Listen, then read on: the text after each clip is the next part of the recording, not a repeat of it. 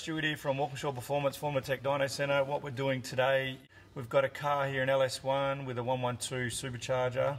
We're expecting around the 500 horsepower with an automatic, and the car previously has gone a best of 1067. So brand new engine, so we'll wait and see what it does. 3, 2, 1.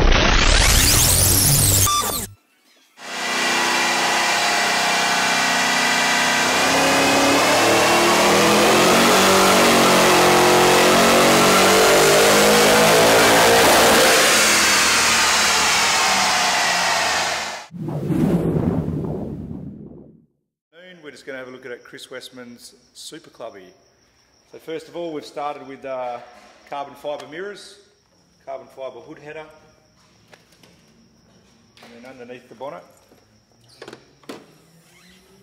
we have the WP1900 with the twin throttle body over the top of the radiator. What we have here is the 22-inch Rockstars, beautiful looking set of rims supplied by Aussie tyres. We have the carbon fibre side vents. We have the carbon fibre rear wing. Beautiful product, makes it look nice, slimline. We also have the Walkinshaw aerial. We also have the Walkinshaw nice big tips. These seem to be a favourite for everyone, fills up the gap. And inside the boot, we have the Walkinshaw stereo. We've got the subwoofer, we've got the amplifier. All nice carpeted boxes, factory OE looking fit. And then to complement that, the subwoofer adjuster just inside the glove box. The Walkinshaw floor mats, Walkinshaw sill plates front, Walkinshaw rear sill plates and floor mats. Made the gear change a lot easier. Never miss a gear with that Pro billet shifter. And then also we have the centre console.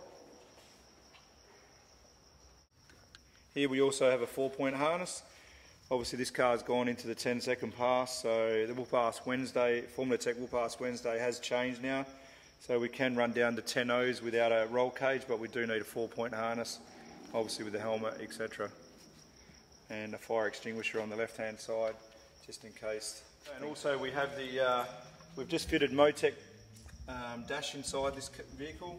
Just on top there we have the tacho, makes it a lot easier instead of looking at the dash.